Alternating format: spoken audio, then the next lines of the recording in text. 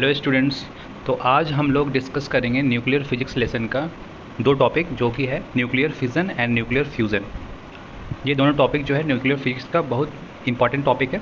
तो सबसे पहले हम लोग डिस्कस करेंगे न्यूक्लियर फिज़न। न्यूक्लियर फिज़न क्या होता है? तो फिज़न जो वर्ड है, इसी से आप लोग समझ सकते हैं कि फिज़न मतलब होता है स्प्लिट करना, मतलब कि कोई एक न्यूक्लियस जो है वो स्प्लिट करके दो अलग अलग कॉन्स्टिट्यूएंट न्यूक्लियस में स्प्लिट हो रहा है। फिज़न वर्ड से फील आता है सुनने से। फिज़न मतलब स्प्लिट करना। न्यूक्लियर फिज़न मतलब न्यूक्लियस का फिज़न मतलब स्प्लिट हो रहा है न्यूक्लियस। एक न्यूक्लियस जो है वो एक से ज़्यादा न्यूक्लियस में टूट रहा है। तो होता क्या है, when a slow moving neutron is projected over uranium 235 it immediately splits. मतलब कि जब हम लोग क्या करते हैं, एक स्लो मूविंग न्यूट्रॉन को, एक स्लो मूविंग न्यूट्रॉन मीन्स जिसके पास सिर्फ चार्ज जो, तो जो स्लो मूविंग न्यूट्रॉन जो होता है, जब उसको प्रोजेक्ट किया जाता है यूरेनियम 235 के ऊपर, तो क्या होता है, यूरेनियम 235 उसको एक्सेप्ट कर लेता है। और उसके बाद क्या होता है, यूरेनियम 235 का जो न्यूक्लियस होता है वो यूरेनियम 235 से यूरेनियम 236 में कन्वर्ट हो जाता है, जिसकी वजह से वो अनस्टेबल स्टेट में चला जाता है। वो न्यूक्लियस जो होता है वो अनस्टेबल हो जाता है। तो न्यूक्लियस अपने आप को स्टेबल करने के लिए क्या करता है, न्यूक्लियस अपने आप को स्टेबल करने के लिए स्प्लिट हो जाता है दो अलग अलग न्यूक्लियस में। और एक जो न्यूक्लियस होता है वो होता है बेरियम का, और एक होता है क्रिप्टॉन का, और साथ में एक न्यूट्रॉन जो होता है, वो 3 न्यूट्रॉन जो होता है वो इस रिएक्शन के में रिलीज़ होता है।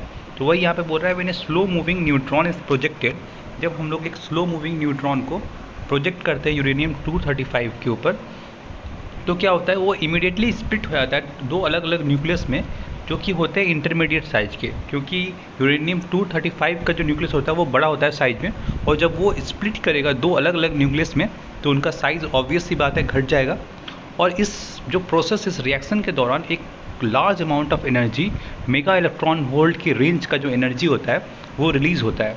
और ये जो न्यूक्लियर फिज़न जो प्रोसेस है, इसका डिस्कवरी जो है, इसका क्रेडिट जाता है ऑटो हैंस को। ऑटो हैंस ने इस न्यूक्लियर फिज़न का डिस्कवर किया था। तो हम लोग ये रिएक्शन, मैंने पहले आपको बताया कि कैसे यूरेनियम 235 जो है वो क्या करता है, एक न्यूट्रॉन को गेन करता है। और देखिए यहाँ पे मास नंबर यूरेनियम 235 एक न्यूट्रॉन को यहाँ पे एक्सेप्ट करके मास नंबर यहाँ पे कितना हो गया, यूरेनियम 236। और यहाँ पे एटॉमिक नंबर आप देख सकते हैं 92 का 92 ही है, क्योंकि मास नंबर में ही न्यूट्रॉन ऐड होता है जा करके। तो यहाँ पे ये स्प्लिट हो जाता है बेरियम 144 और क्रिप्टॉन 89 में।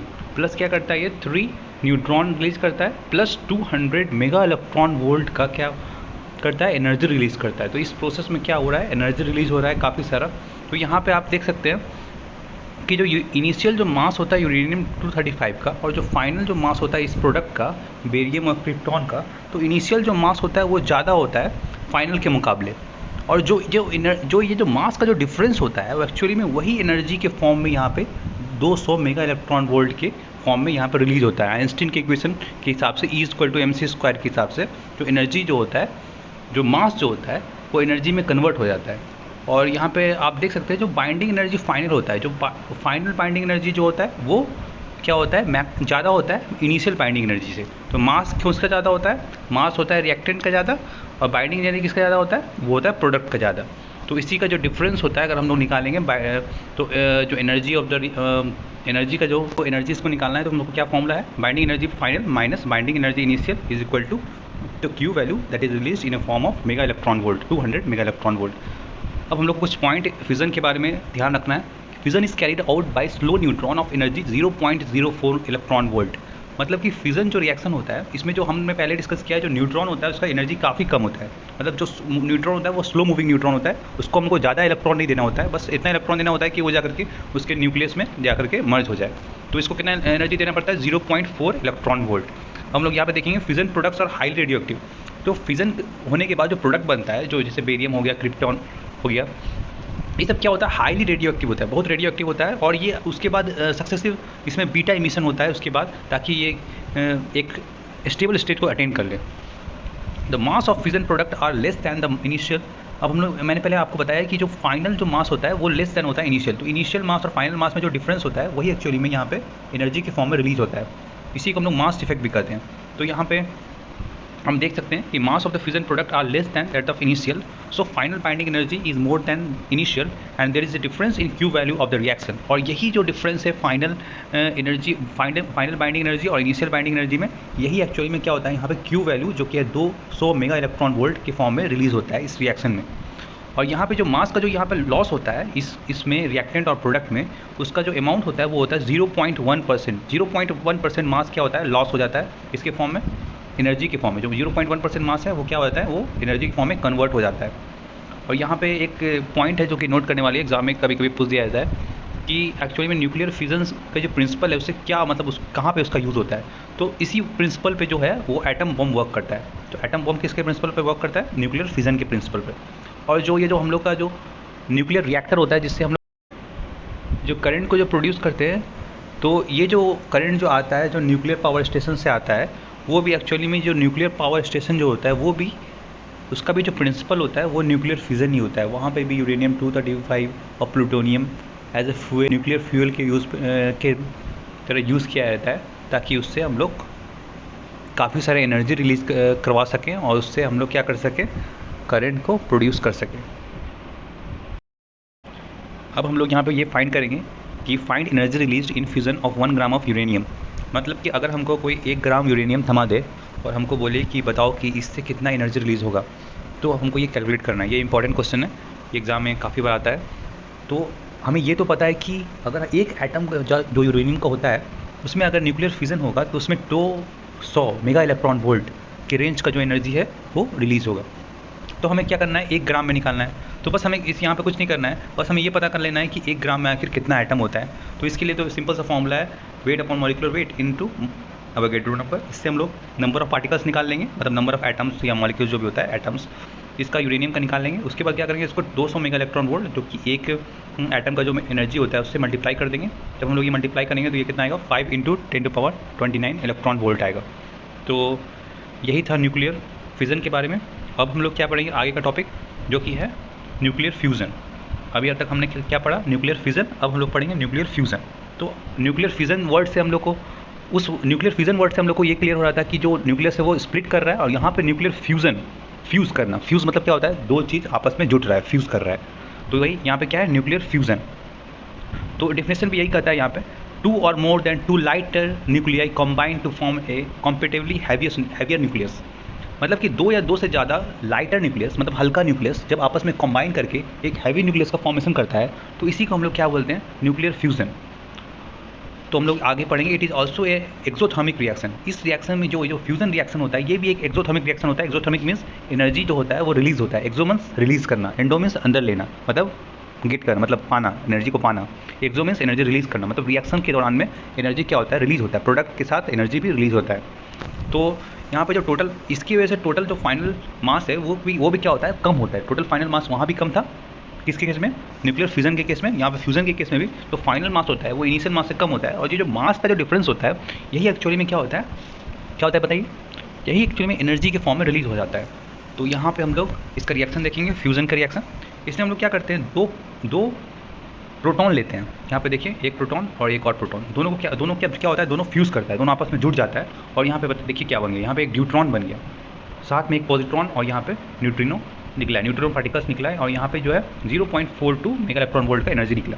फिर क्या हुआ, ये न्यूट्रॉन जो है आपस में एक दूसरे न्यूट्रॉन से कंबाइन करके यहाँ पे एक हीलियम एटम का फॉर्मेशन करता है, जिसका मास नंबर कितना है यहाँ पे नोट करने वाली बात है। यहाँ पे मास नंबर 3 है। और यहाँ पे देखिए हमेशा जो मास नंबर जो होता है वो हमेशा कंजर्व रहता है। यहाँ पे number of proton plus neutron जो होता है वो हमेशा कंजर्व रहता है पूरे रिएक्शन में, न्यूक्लियर रिएक्शन में। यहाँ पे देखिए, यहाँ पे 2 + 2 = 4, 3 + 1 = 4।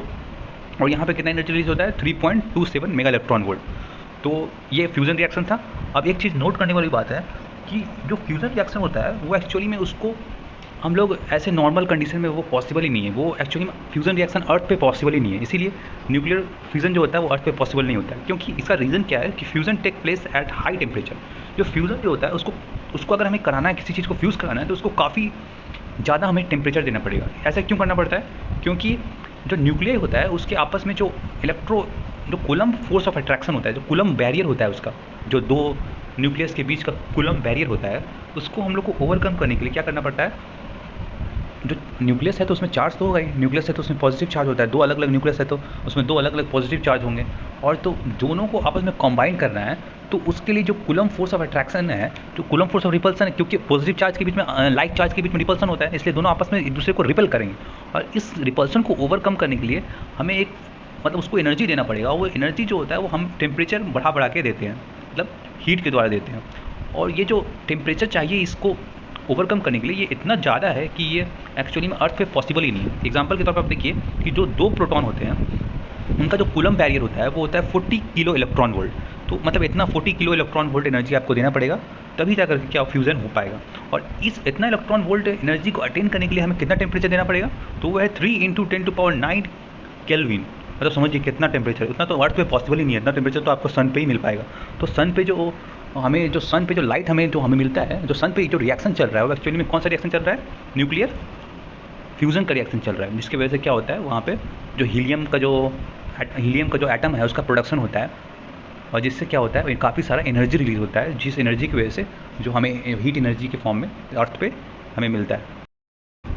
अब हम लोग कुछ पॉइंट देखेंगे कि अगर हम तो टेम्परेचर बढ़ा के जो हम लोग ये फ्यूज़न करा रहे हैं, तो ये fusion takes place by rising temperature. अगर जो टेम्परेचर बढ़ाने की वजह से जो फ्यूज़न होता है, इसको एक टर्म यूज़ किया जाता है इसको डिनोट करने के लिए, वो है थर्मो न्यूक्लियर फ्यूज़न। इसको हम लोग क्या बोलेंगे, thermo means heat, nuclear fusion मतलब थर्मो न्यूक्लियर फ्यूज़न बोलते हैं फ्यूज़न, अगर हम लोग क्या टेम्परेचर बढ़ा के दो न्यूक्लियस को कंबाइन कर रहे हैं तो, ठीक है। और ये जो न्यूक्लियर फ्यूज़न होता है ये एक्चुअली में वर्किंग प्रिंसिपल होता है किसका, हाइड्रोजन बॉम्ब का। तो हाइड्रोजन बॉम्ब होता है उसका वर्किंग प्रिंसिपल क्या होता है, न्यूक्लियर फ्यूज़न, और जो एटम बम होता है उसका वर्किंग प्रिंसिपल क्या होता है, न्यूक्लियर फिजन। तो इसको बहुत ध्यान से रखना है, यहाँ पे डिफरेंस, यहाँ पे एग्जाम में आपको कन्फ्यूजन हो जाएगा हाइड्रोजन बम और एटम बम में, और इसी का जो एग्जामिनर है फ़ायदा उठा लेगा और आपका क्वेश्चन गलत हो जाएगा। तो और यहाँ पे क्या देखना है, और जो सन पे और जो स्टार में जो रिएक्शन जो चल रहा है वो एक्चुअली में क्या कौन सा रिएक्शन चल रहा है, न्यूक्लियर फ्यूज़न चल रहा है। इसकी वजह से हमें इतना मतलब तगड़ा लाइट मिल पाता है यहाँ पे अर्थ तक, यहाँ तक लाइट पहुँच जाता है, इतना तगड़ा लाइट, और इतना मतलब हीट प्रोड्यूस करता है। आप समझ सकते हैं कितना एनर्जी रिलीज़ हो रहा है फ्यूज़न के दौरान, कि हमें यहाँ तक इतना दूर भी इतना सारा मतलब हीट एनर्जी और लाइट एनर्जी के फॉर्म में यहाँ तक पहुँच जा रहा है अर्थ तक। मतलब आप समझ सकते हैं कितना ट्रिमेंडस अमाउंट ऑफ एनर्जी वहाँ पर रिलीज़ हो रहा है इस फ्यूज़न रिएक्शन की वजह से। और यहाँ पे हम लोग देखेंगे कि on sun fusion take place according to the proton cycle. तो जो सन पे जो फ्यूजन रिएक्शन चल रहा है वो चलता है प्रोटॉन साइकिल की वजह से, और हम लोग उसी को यहाँ पे डिस्कस करेंगे एक्चुअली वहाँ पे होता क्या है और कितना एनर्जी प्रोड्यूस होता है, कैसे कैसे क्या होता है वो हम लोग देखेंगे यहाँ पे। तो देखिए फर्स्ट स्टेप में हो क्या रहा है एकदम यहाँ पे इसको थोड़ा सा अच्छे समझिएगा। फर्स्ट स्टेप में हो क्या रहा है कि एक प्रोटॉन है और यहाँ पे एक और प्रोटॉन है, दो प्रोटॉन क्या हो रहा है आपस में कंबाइन करके एक ड्यूट्रॉन का फॉर्मेशन कर रहा है, प्लस एक ये जो पॉजिट्रॉन है प्लस ये न्यूट्रिनो है, और यहाँ पे एक एनर्जी रिलीज़ हो रहा है, Q1 एनर्जी रिलीज़ हो रहा है। और फिर होता क्या है कि ये जो स्टेप है ये दो बार होता है, तो एक बार ये हुआ तो एक बार और होगा, ठीक है। उसके बाद ये जो यहाँ पे जो प्रोड्यूस हुआ है यहाँ पे ये ड्यूट्रॉन फिर से क्या होता है प्रोटॉन से कंबाइन करता है, और फिर क्या बोलते हैं ये हीलियम का फॉर्मेशन करता है। देखिए यहाँ पे हीलियम, बट हीलियम यहाँ पे मास नंबर 3 है, ये ध्यान देखने वाली बात है। यहाँ पे हीलियम का मास नंबर कितना है 3 है, और यहाँ पे भी एनर्जी का रिलीज़ होता है। और फिर क्या होता है कि ये स्टेप भी है, ये स्टेप भी दो बार हुआ, ये स्टेप और ये स्टेप दो बार होता है। और फिर ये जो हीलियम है इस तरह का एक हीलियम बना, और अगर ये दो बार चलेगा तो क्या इतना होगा, दो हीलियम यहाँ पे फॉर्मेशन होगा। देखिए यहाँ पे एक हीलियम, ये दो हीलियम, यही रिएक्शन जो है वो दो बार चलता है, इसकी वजह से दो हीलियम का यहाँ फॉर्मेशन होता है। और ये जो दो हीलियम का पार्टिकल्स है जिसका मास नंबर 3 है, टोटल मास नंबर कितना हो गया 6 हो गया, और ये मिल करके कंबाइन करके फ्यूज़ करके क्या बनाता है हीलियम, जिसका मास नंबर 4 है और एटॉमिक नंबर कितना है 2 है, और साथ में क्या निकलता है 2 प्रोटॉन, और प्लस क्या बोलते हैं यहाँ पे भी एनर्जी रिलीज़ होता है। तो टोटल यहाँ पे आप देख सकते हैं बिल्कुल चार्ज बिल्कुल कॉन्जर्व आपको दिखेगा, यहाँ 3 है, यहाँ मास नंबर बिल्कुल कॉन्जर्व है, 3 है 3 + 3 6, और यहाँ पे आप देख सकते हैं 4 है, प्लस यहाँ पे 2 × 1 2 4 + 2 6। तो मास नंबर में कोई भी मतलब यहाँ पे अंतर आपको नहीं दिखेगा, बिल्कुल कंजर्व होता है। आप इसको यूज़ करके एग्जाम में क्वेश्चन भी सॉल्व कर सकते हैं, अगर यहाँ पे नहीं दिया हुआ हो और दूसरा निकालना है तो उसको कर सकते हैं। और इस इक्वेशन को जब हम लोग पूरे इक्वेशन को इक्वेट करेंगे तो हमें रिजल्ट यही मिलेगा कि 4 प्रोटॉन जो है, जो 4 प्रोटॉन है वो कंबाइन करके क्या बना रहा है, एक हीलियम पार्टिकल बना रहा है, हीलियम का जो न्यूक्लियस बना रहा है। 4 प्रोटॉन कंबाइन करके एक हीलियम का न्यूक्लियस बना रहा है, और इस दौरान क्या बोलते हैं 2 पॉजिट्रॉन निकल रहा है और 2 न्यूट्रिनो निकल रहा है, और यहाँ पे 26.7 मेगा इलेक्ट्रॉन वोल्ट के रेंज का जो है वो एनर्जी रिलीज हो रहा है। आपको यहाँ पर देखने से लगेगा कि यहाँ पर तो सिर्फ 26.7 मेगा इलेक्ट्रॉन वोल्ट की एनर्जी निकला है, जबकि वहाँ पे फिजन के केस में तो 200 मेगा इलेक्ट्रॉन वोल्ट की एनर्जी निकला था। पर अभी रुकिए, अभी आगे देखिए क्या क्या होता है। ये पर न्यूक्लियन जो एनर्जी रिलीज हुआ है वो निकालेंगे। इससे क्या होता है, क्या होगा कि एकदम क्लियर हो जाएगा कि एक्चुअली में किस में ज़्यादा एनर्जी प्रोड्यूस हो रहा है, फिजन के केस में या फिर फ्यूज़न के केस में। तो सबसे पहला केस हम लोग फ्यूज़न को डिस्कस करेंगे। तो इसमें जो टोटल एनर्जी प्रोड्यूस हुआ था वो हुआ था 26.7 मेगा इलेक्ट्रॉन वोल्ट। और इसको क्या करेंगे हम लोग, डिवाइड कर देंगे नंबर ऑफ़ न्यूक्लियन से। तो नंबर ऑफ़ न्यूक्लियन आपको पता ही है, हीलियम के केस में कितना होता है, 4 होता है। नंबर ऑफ़ न्यूक्लियन मीन्स क्या होता है, आपको याद है ना, न्यूक्लियन मीन्स होता है मास नंबर होता है। Mass number means number of proton plus number of neutron. तो जब इसे डिवाइड करेंगे इसको 4 से तो ये आ जाएगा 6.7 मेगा इलेक्ट्रॉन वोल्ट, मतलब एक न्यूक्लियन पे 6.7 मेगा इलेक्ट्रॉन वोल्ट। और सेकेंड केस में हम लोग क्या देखेंगे, फिजन के केस में देखेंगे। फिजन के केस में जो एनर्जी रिलीज हुआ था वो हुआ था 200 मेगा इलेक्ट्रॉन वोल्ट।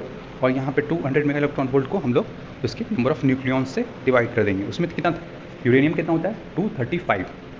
और जब हम लोग इसको डिवाइड करेंगे तो क्या आएगा 0.85 मेगा इलेक्ट्रॉन वोल्ट। और यहाँ पे आप देख सकते हैं कि आपको डिफरेंस समझ में आ रहा होगा कि पर न्यूक्लियन किसका जो एनर्जी ज़्यादा है, तो ये फ्यूज़न के केस में काफ़ी गुना ज़्यादा है फिजन के मुकाबले। तो आपको यहाँ पे क्लियर तो हो ही क्या होगा कि किसमें ज़्यादा एनर्जी रिलीज होगा। इसी वजह से सन में जो होता है वो tremendous amount of energy release होता है, क्योंकि वहाँ पे फ्यूज़न का प्रोसेस चल रहा होता है। देयरफॉर मोर एनर्जी रिलीज इन फ्यूज़न।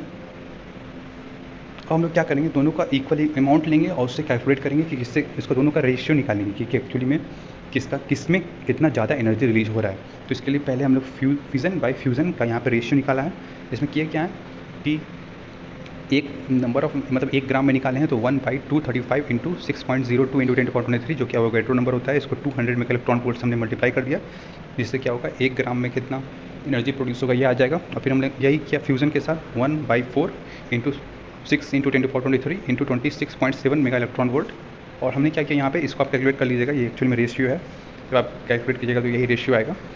और जब इसी को जब हम लोग कैलकुलेट करके देखेंगे यहाँ पे 800/235 इंटू 26.7 आएगा। तो यहाँ पे क्या होगा, ई फ्यूज़न इज़ लेस देन 1। इसका मतलब यहाँ से क्या पता चल रहा है कि ई फ्यूज़न जो है वो लेस देन क्या है, ई फ्यूज़न। ये तो पहले ही आपको पता था कि जो फ्यूज़न जो है उसमें काफ़ी एनर्जी कम रिलीज़ होता है फ्यूज़न के मुकाबले। तो इसी तरह से मेरे चैनल पर बने रहिए और आपको नया लेसन का अपडेट मिलता रहेगा। और मैंने इसका लिंक नीचे डिस्क्रिप्शन बॉक्स में PDF के फॉर्म में डाल दिया है।